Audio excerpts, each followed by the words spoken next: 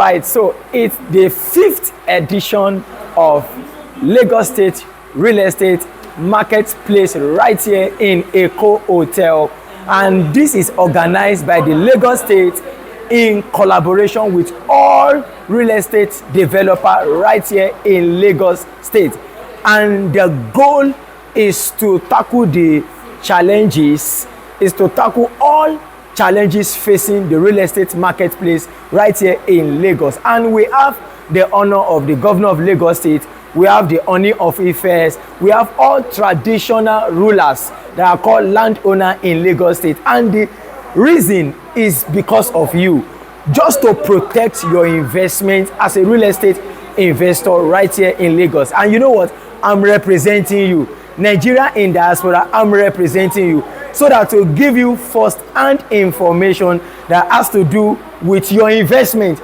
because the piece of your investment is my joy. So I'd like you to watch the video to the end as we review, unveil everything you need to know about land acquisition right here in Lagos. And I can tell you, this is going to be mind-blowing, this is going to be informative, and you are going to get value as you take time to watch from beginning of the Lagos, from beginning to the end. And remember, my name is Adisa Adewale, a real estate investment coach here in Lagos, Nigeria, and my job is to assist you get verified property in a good location with a good title. So I'd like you to watch everything that we are going to be doing today, and you will get value.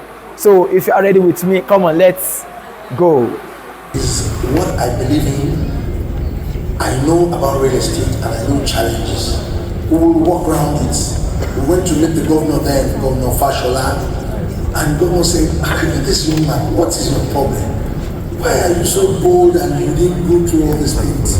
We went through all the paperwork and we realized we went through all what we're supposed to go through. But the land, a very heterogeneous land, at the end of the day, that thing became so much glorious for me. I had the opportunity to start the Iduburen project, the reclamation, because it was another heterogeneous place. Everybody in Lagos, at some point when you used to pass that place, it was always full of stench, smelling. But now, if you go to Iduburen, you will feel good and you will drive along that process.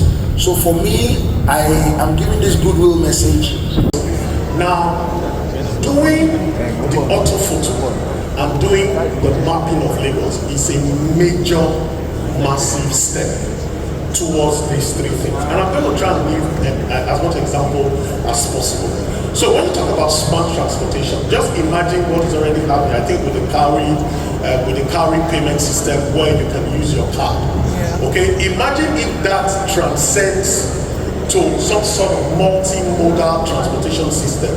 So which means that whether you are taking the Lagos transport system, or you're taking Uber, or you're taking Bolt, or you're taking the Blue Rail, you have a single payment system that is integrated for every citizen in Lagos State. And what happens with mapping, okay, in terms of smart transportation, is that this helps everybody. And the social impacts are too numerous to get into.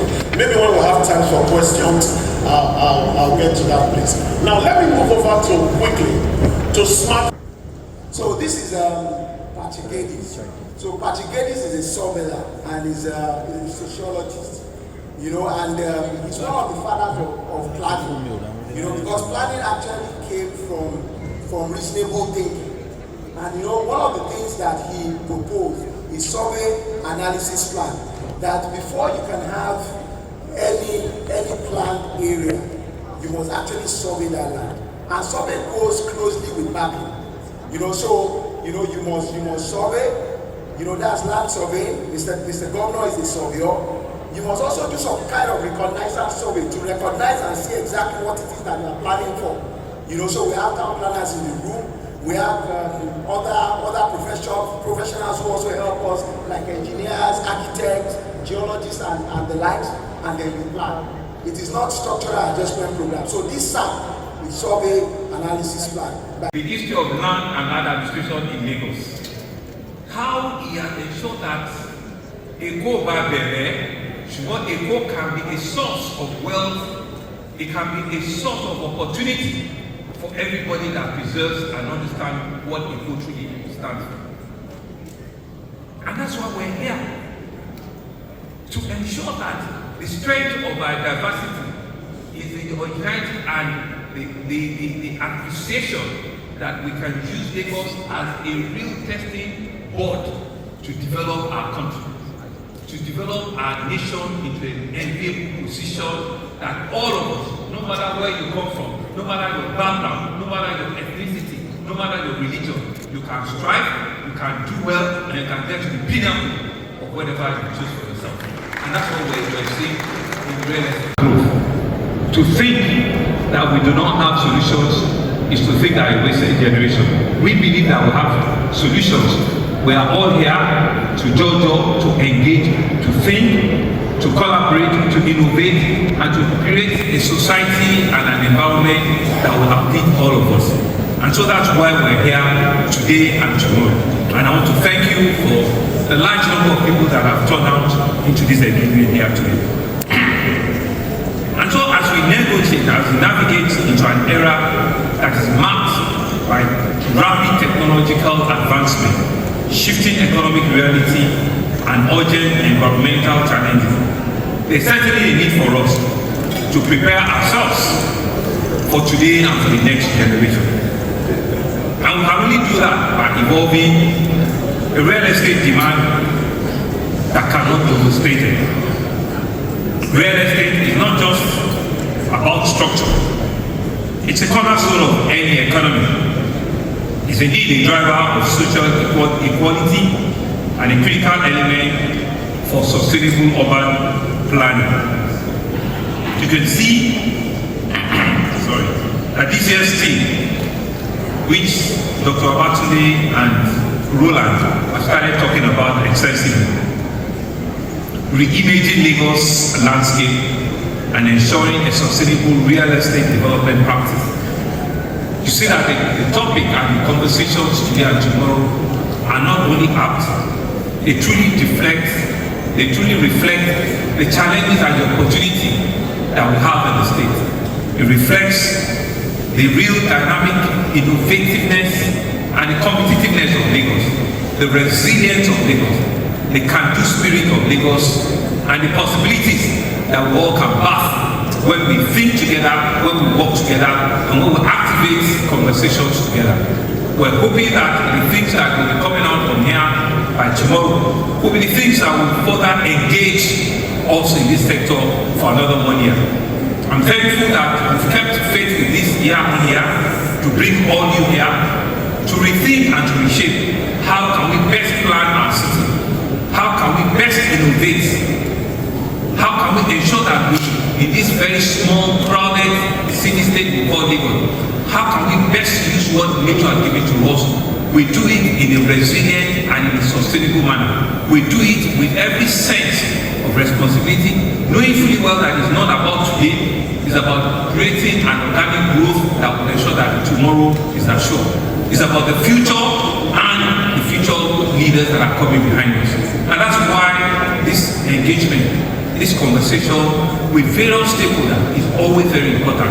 Our political leaders, our traditional institutions, our civil society groups, our lawmakers, all of us are conversing together. And of course, the practitioners. All of us have a role to play. And in that semblance of having roles to play, that will engage and will continue to activate our thought process. And so the challenges for us is to rethink our approaches. And I want to say that Lagos, our administration, are one of the first that will always look ourselves straight in the eyes and will accept when there are challenges, when there are problems, when we believe that the solution is not just about ourselves alone, the solution can be backed by all of us working collaboratively together. And that's one of the values that we think we need to have in the real estate sector. Sustainability is no longer a limited environmental conversation. I think it's about creating an ecosystem that supports economic growth, that ensures there's social inclusivity, and I will ensure that it achieves an ecological balance. All of these terminologies are not just being used loosely. And I think every great speaker that have come out here this morning into the afternoon has spoken in one form or the other. From our Oni, who started by ensuring and reminding us as a young investor himself, who had seen and gone through the various challenges of how not to build or how not to ensure that you want to cut corners. And he learned his own lessons in a very difficult way, where you've gone up to 9-10 floors and the system tells you have to bring it all down. You have to bring it all down to ensure that you use the word heterogeneous land, that it meets all the requirements to ensure that the buildings and the development that it's doing is not only for today, but it meets the requirements of tomorrow.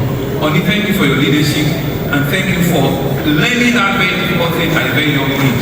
We're believing that there are lots of other practitioners here, as he has come out here to explain his own personal experience. We'll also see the need that if we follow the rules and the rules of engagement, we will certainly not have any issue around building collapse again. He did not wait for his building to collapse. He took the right decision. He brought it down himself and he did the correct thing. And those are some of the things that we need to live here with. It's not by shutting corners. It's not by ensuring that who gets to the finish line first. It's by ensuring that we do the right thing the first time and all the time. And that's what we're here. That's the line of conversation that we're about here to engage ourselves in and to ask.